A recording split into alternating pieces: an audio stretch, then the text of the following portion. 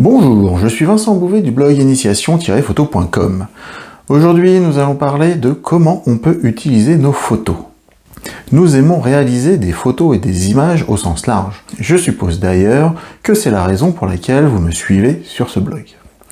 Produire des images est une activité plaisante car elle nécessite la mise en application de plusieurs compétences variées.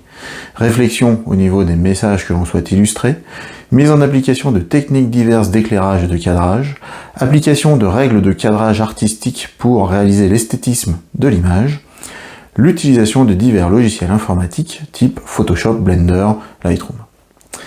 Néanmoins, il nous faut souvent nous définir un but pour créer l'envie et la motivation nécessaire à se mettre en ordre de marche. C'est justement le sujet de cette vidéo. Quel est l'impact de la destination de l'image sur sa réalisation? Commençons pour illustrer mon propos par prendre un exemple de prise de vue. Par exemple, photographier une course de voiture. Vous serez certainement intéressé de mettre en évidence la vitesse des véhicules dans certaines de vos photographies. Dans ce cas, vous allez chercher à utiliser des techniques de prise de vue, comme le filet ou le zooming, pour introduire un flou de mouvement qui représentera justement visuellement cette vitesse. Eh bien, en fonction de l'usage final que vous ferez de votre photographie, la mise en œuvre technique de celle-ci sera aussi différente. Alors, quels sont les types d'usages final qui peuvent s'offrir à vous? Bien que la liste ne soit pas exhaustive, en voici quelques-unes auxquelles j'ai pu penser. Réalisation de cartes d'anniversaire personnalisées, réalisation de fonds d'écran à destination d'un PC ou d'un smartphone, illustration pour des réseaux sociaux, réalisation de décorations intérieures comme des photos encadrées, réalisation d'un cadeau de type calendrier personnalisé, t-shirt, mug ou autre chose, réalisation plus complexe comme des livres pour des souvenirs, pour retracer l'année passée, reportage pour immortaliser un événement particulier comme un mariage ou des vacances, illustration d'articles de blog, de presse écrite, d'un journal associatif, etc. Photo de présentation d'un produit pour le vendre sur un site en vente en ligne par exemple, ou simplement sur le Bon Coin. Donc comme vous pouvez le voir, la liste est peut-être très longue et très diverse.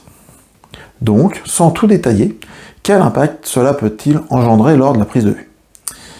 Alors, déjà, il peut y avoir un impact sur le choix du cadrage. Par exemple, dans le cas de la réalisation d'un fond d'écran, si la destination est l'écran de votre ordinateur, il y a de fortes chances qu'un cadrage horizontal soit préférable. Cependant, dans le cas d'un smartphone, le cadrage vertical sera plus approprié. Et donc, si vous avez déjà ça en tête, au moment de la prise de vue, vous serez beaucoup plus à même de peaufiner la composition pour optimiser l'impact de votre image.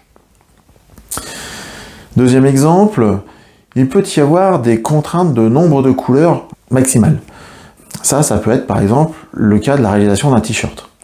Donc dans ce cas-là, vous allez vous concentrer peut-être sur des sujets qui ont une tendance vers un aspect monochrome, et puis vous serez même certainement amené à post-traiter l'image en utilisant Photoshop pour adapter le nombre de couleurs maximales justement du fichier, comme ça il sera compatible avec le moyen de production du t-shirt.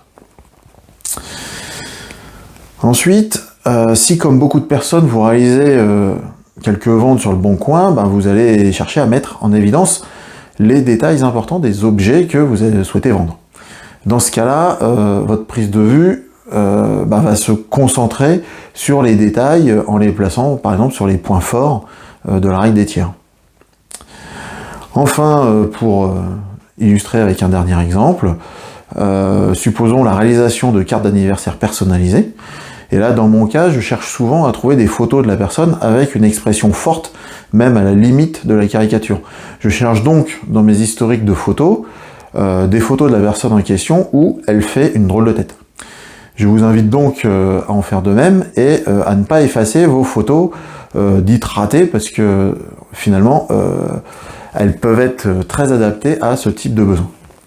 L'objectif dans ce cas-là n'est pas justement de réaliser un visuel qui va mettre en valeur la personne, mais plutôt une illustration qui va la positionner dans une situation grotesque et amusante. Donc voilà pour les quelques exemples que j'avais à vous partager sur finalement cette liaison entre la finalité de l'utilisation des images et le mode de prise de vue et les techniques de prise de vue, vous allez devoir faire. Donc si vous avez aimé cette vidéo, je vous invite à cliquer sur le pouce vers le haut, à vous abonner à la chaîne YouTube et à partager cette vidéo avec vos amis.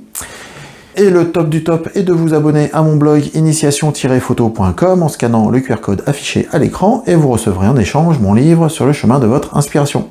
Et moi je vous dis merci beaucoup, au revoir et à bientôt.